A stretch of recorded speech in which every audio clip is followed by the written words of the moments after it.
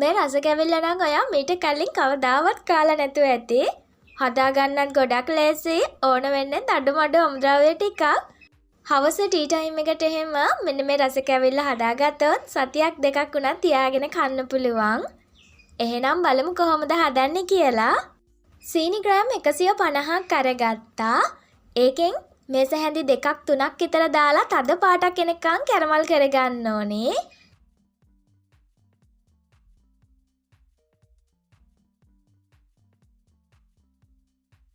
මේ විදිහට තද පාටට කැරමල් වුණාට පස්සේ මම එකතු කරගන්නේ උණු වතුර. ලොකු වීදුරුවකින් භාගයක් වගේ එකතු කරගත්තා. ඉතිරි සීනි ටිකත් එකතු කරගන්න.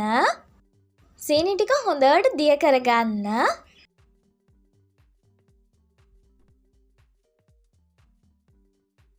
සීනි ටික දිය වෙලා හැන්දැලෙන පදමට ආවට පස්සේ මම එකතු කරගන්නේ පොඩි පොල් බෑ එක ගාගත්ත පොල්.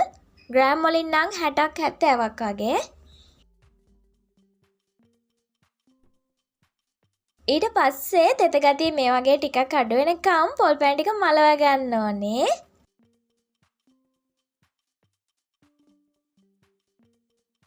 දැන් මම එකතු කරගන්නේ රුලන් ග්‍රෑම් 50ක්. රුලන් ග්‍රෑම් 50 දෙපාරකට වගේ එකතු කරගන්න ඕනේ. ඉස්සෙල්ලම ටිකක් එකතු කරගෙන කලවම් කරන්න. ඊට පස්සේ අනිත් ටික එකතු කරගෙන කලවම් කරන්න. පළවෙනි පාර එකතු කරුවට පස්සේ ගොඩක් වියලි ගතියට තියෙනවා නම් දෙවෙනි පාර එකතු කරන්නේ නැතුව ඉන්න. ඒකයි මම කොටස් දෙකකට වෙන් කරලා එකතු කරන්න කිව්වේ. ඉතින් ඔන්න විදිහට තෙත ගතිය ගොඩක් අඩු වුණාට පස්සේ ලිපෙන් අයින් කරගන්නවා. මේ රුලන් ටික පොඩ්ඩක් බෙදලා ගත්තත් ඔයාට සතියක් දෙකක් විතර තියාගෙන කන්න පුළුවන්. බදින්න නැතුව ගන්නත් පුළුවන් දවසෙන් දෙකෙන් වගේ කනවනම්. ප්ලේට් එකකට දාලා මේ වගේ තුනී කරගන්න.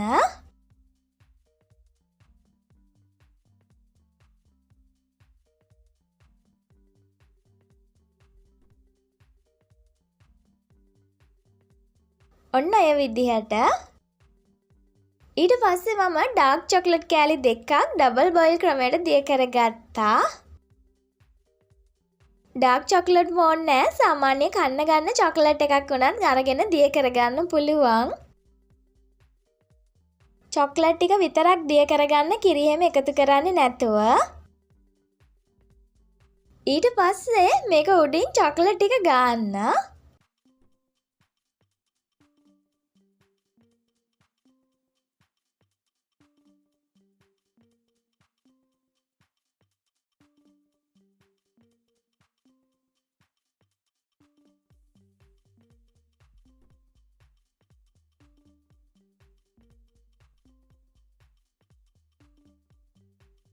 කෑලි ටික කපලා තියන්න ඕනේ. නැත්තම් වේලෙනකොට චොක්ලට් එක හයි වුණාට පස්සේ කෑලි ටික කපා ගන්න බෑ ලස්සනට. ඒ හින්දා චොක්ලට් එක හයි වෙන්න කලින් කෑලි ටික කපා ගන්න. කෑලි ටික කපලා විනාඩි 10ක් 15ක් වගේ ශීතකරණයේ සාමාන්‍ය කොටසේ තියලා ගන්නත් පුළුවන්. සතියක් දෙකක් වගේ වාට තියාගන්නත් පුළුවන් මේ විදිහට මේ රස කැවිල්ල හදාගත්තම. එහෙම තියාගන්නවා නම් රුලන් ටික අනිවාර්යයෙන්ම බෙදලා ගන්න ඕනේ. මේ විදිහට පුළුවන් ඔයාට ගොඩක් ලේසියෙන් රස කැවිල්ලක් හදාගන්න. අනිවාර්යයෙන්ම හදලා බලන්න ගොඩක්ම රසයි. ඉතින් try කරලා බලන්න වෙනස්ම රසකට හදපු අලුත්ම රස කැවිල්ලක්. මේ විදිහට ගොඩක් ලේසියෙන් හදාගන්න පුළුවන් අලුත්ම රස කැවිලි වර්ග ගොඩක් ඔයාලට මම කියා දීලා තියෙනවා. My Easy Recipe channel එකේ playlist වලට ඇවිල්ලා ඔයාලට බලන්න පුළුවන්.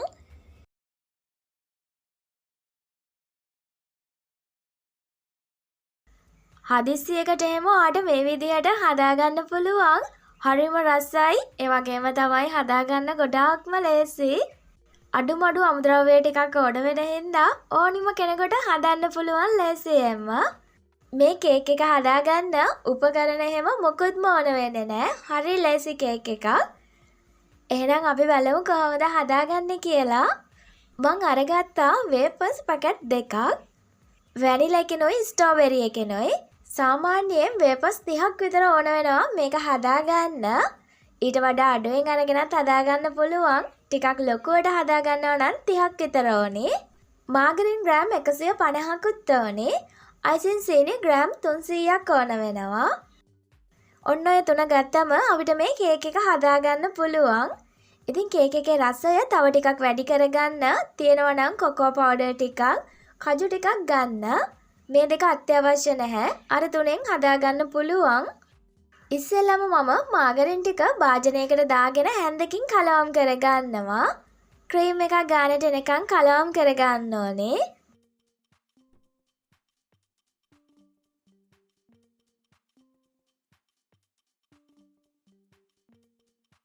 ඔන්න ඒ වගේ ක්‍රීම් එකක් ගානට කලවම් වුණාට පස්සේ මම එකතු කරගන්නේ අයිසින් සීනි ටික. දෙපාරකට වගේ එකතු කරගන්න. කැට නැති වෙන්න හොඳට හලලා ගන්න.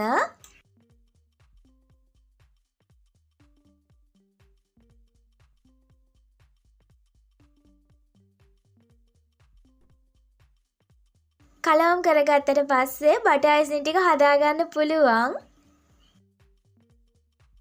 චොක්ලට් එක හදාගන්නවා නම් කොකෝ පවුඩර් මේස හැඳි 1/2ක් විතර එකතු කරලා කලවම් කරන්න.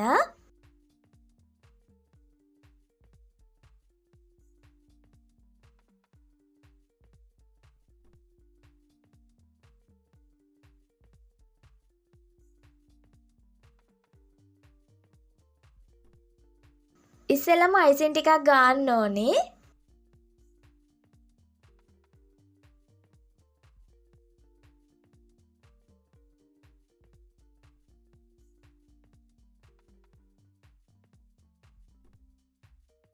ඊට පස්සේ මම වේපස් 8ක් විතර මේ වගේ තියාගත්තා.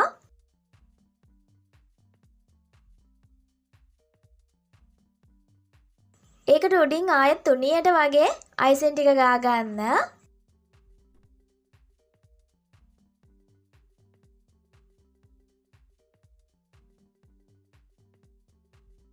ආයෙත් වේපස් පේලියක් තියාගන්න.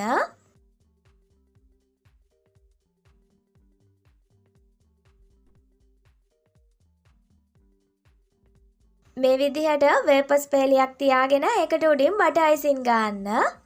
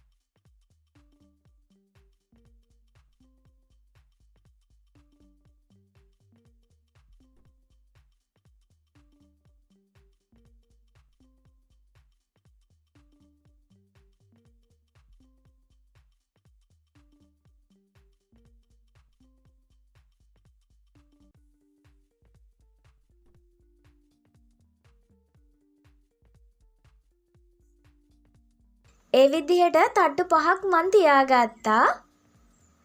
දැන් පුළුවන් සම්පූර්ණයෙන්ම බටර් අයිසින් එකෙන් ආවරණය කරගන්න.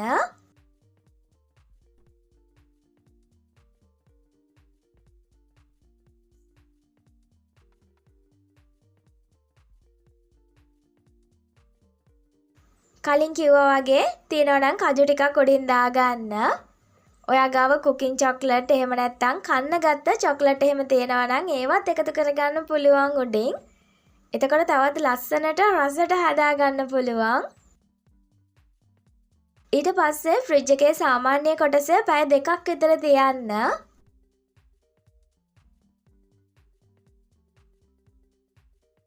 එතකොට පුළුවන් මේ වගේ ලස්සනට කෑලි ටික කපා ගන්න. හදපු ගමන් කෑලි ටික කපා ගන්න යන්න එපා. ෆ්‍රිජ් එකේ තියලම ගන්න ඕනේ. නැත්නම් කෑලි ටික කපා ගන්න බැරි වෙනවා ලස්සනට.